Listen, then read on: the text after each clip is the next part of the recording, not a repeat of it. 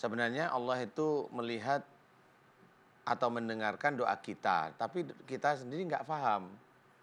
Umpamanya ada seorang nih, ini seseorang nih. Dia pekerjaannya itu penuh dengan bisa ngambil uangnya orang lain, bisa mengambil uang dari pekerjaan itu. Umpamanya nih orang nih, bisa ngambil dari uang dari pekerjanya, jadi disunat istilahnya. Nah, pekerjaan yang seperti itu.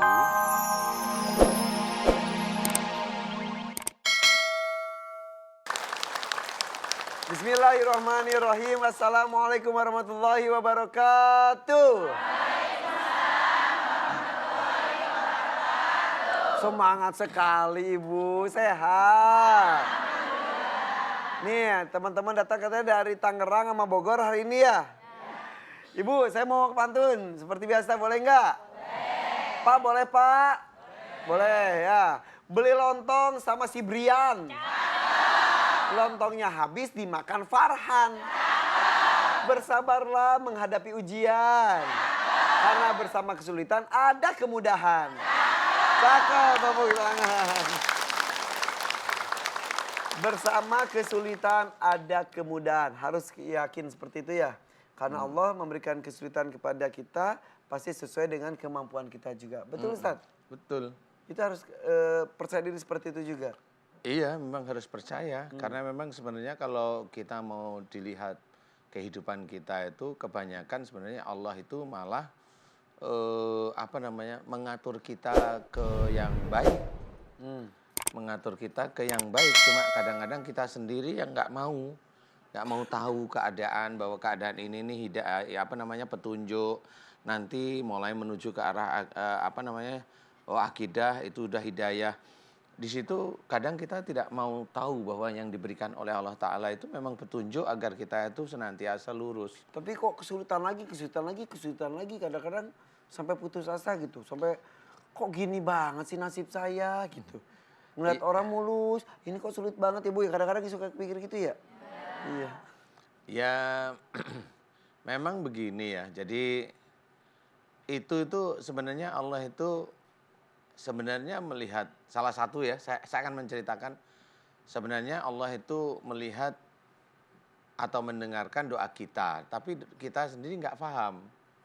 Umpamanya ada seorang nih, ini seseorang nih, dia pekerjaannya itu penuh dengan bisa ngambil uangnya orang lain, bisa mengambil uang dari pekerjaan itu. Umpamanya nih orang nih, bisa ngambil dari uang dari pekerjanya, jadi disunat istilahnya.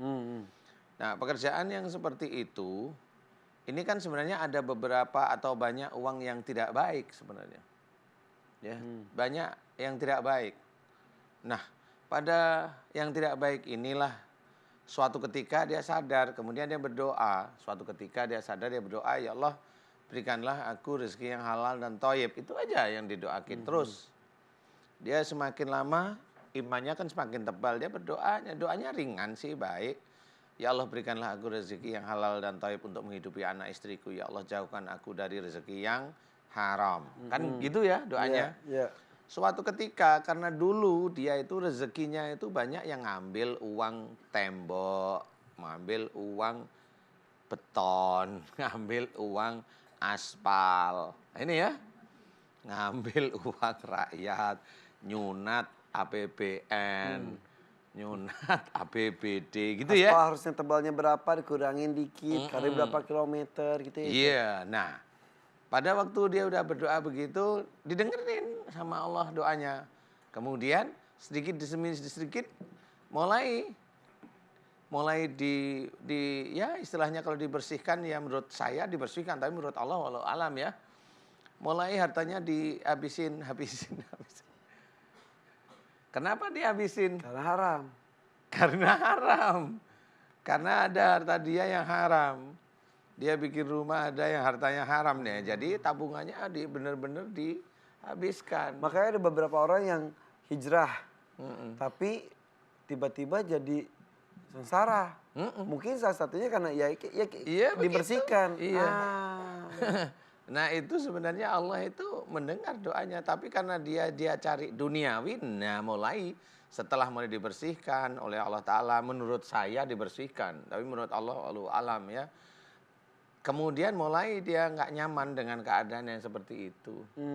Mulailah dia ada yang dulunya berhijab, enggak, yang dulunya dia itu tekun, melenceng malahan. Gitu. Karena tidak tahan dengan ujian tersebut. Iya, karena dia merasa otaknya benar sendiri, kadang begitu. Wah enak yang dulu deh, gitu kan. Itu pertimbangan dia. Jadi sebenarnya Allah memperhatikan. Nah setelah dia itu begitu ya Allah yang memperhatikan, tapi hanya sekilas aja. Dia tetap diberikan oleh Allah Ta'ala petunjuk, tetapi petunjuk tidak dilihat oleh dia. Nah akhirnya petunjuk itu dibuang oleh dia. Nah orang yang seperti itu besok di akhirat dibuang oleh Allah Ta'ala. Dibalikin lagi. Dibalikin lagi beneran. Gimana menguatkan keyakinan kita tiap ada kesulitan kan pasti jadi mentok akhirnya putus asa. Supaya yakin ini pasti ada kemudahan, pasti ada jalan. Itu kan sudah diceritakan. Fa inna ma'al usri yusron, inna ma'al usri yusro. Jadi 2 kali. Jadi ayat ini disebutkan. Jadi di balik kesulitan itu ada kemudahan. Allah itu menceritakan seperti itu di dalam ayat tersebut. Di dalam surat tersebut itu bercerita kepada Rasul Muhammad. Jadi sebenarnya di balik kesulitan itu ada kemudahan. Itu Allah itu sudah berfirman. Berarti setiap kali ada orang dia kesulitan, Allah itu insya Allah menyiapkan kemudahannya. Berarti kita harus mencari juga, harus kreatif juga. Ya, menggunakan kreatif dan tidak kreatifnya orang itu Allah itu sudah mempersiapkan hanya itu. Cuma tinggal dia sabar atau tidak sabar, hanya gitu. Maksud saya ketika kesulitan itu apakah kita tenang deh, ntar juga ada kemudahan. Boleh. Tapi tetap harus mencari juga jalan keluarnya. Kan bedanya di situ ya. Dia boleh seperti itu, nanti ada jalan keluarnya, boleh. Dia mau diem, boleh. Tapi nanti kalau ada orang yang tidak gitu, gimana jalan keluarnya? Dia tetap mencari. Nah orang yang seperti ini nanti pandai, cerdas dia. Orang yang pasrah nanti dia akan diberi dia kemudahan oleh Allah Ta'ala. Tetapi dia tidak cerdas. Kalau dia nanti menghadapi suatu kesulitan lagi ya di segitu aja dia. Jadi kita anggap ayat tadi itu menantang kita manusia untuk cerdas. Mencari kemudahan-kemudahan yang Allah sediakan juga gitu ya. Ayat ini dipergunakan untuk manusia insya Allah yang putus asa malahan. Jadi nggak usah putus asa, Allah mempersiapkan. Jadi biar dia bangkit gitu. Bangkit dan percaya diri. Iya. Oke. Berarti kita kalau mungkin pemirsa rumah juga merasa aduh udah mentok, aduh ini. Yakin Allah akan ada memberikan Ayatnya jelas. Ayatnya jelas jadi nggak usah khawatir, udah jelas. Betul. Nggak ada jadi ada aja, Allah bisa menciptakan, apalagi cuma dari sulit jadi mudah ya. Iya. Itu gampang sekali. Gampang sekali, Nabi Isa lahir tanpa bapak aja bisa. Iya betul. Berarti dekatkan kepada Sang Pencipta aja kepada Allah ya. Iya. Wah, makasih Ustaz ya. Sama-sama. Saya pamit kalau begitu. Enggak, sama-sama. Biar saya sendiri nanti yang mengawal ini ya. Aduh. Yaudah deh, kita kembali sesaat lagi pemirsa, jangan kemana-mana. Tetap di Siraman Kolbu, sejukkan hati. Bu, coba sekarang saya minta tangannya sentuh yang sebelah kanannya. Sentuh aja, sentuh pundaknya. Nah, udah, sentuh semuanya, bapak-bapak juga. Coba sekarang ucapkan sama seperti saya ya.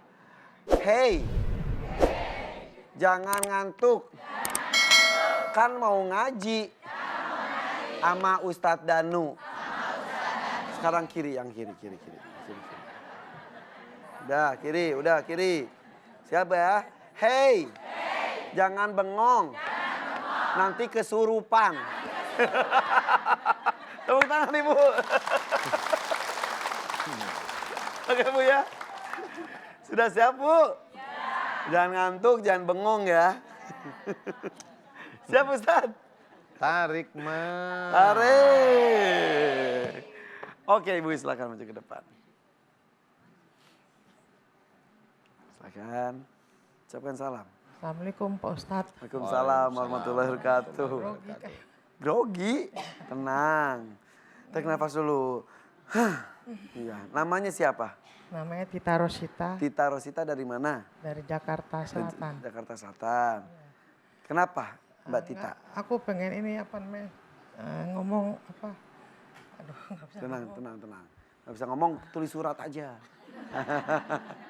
Sini bareng siapa Mbak Tita? sama suami. Mas suami, mana suaminya? Sini, masnya sini. Didampingin sama suami ya. Ya. Kenapa deg-degan? Kagak ininya kayak gimana gitu rasanya. Kepala Son. Kepala pusing. Dada berdebar. Ini suaminya, nama suami siapa?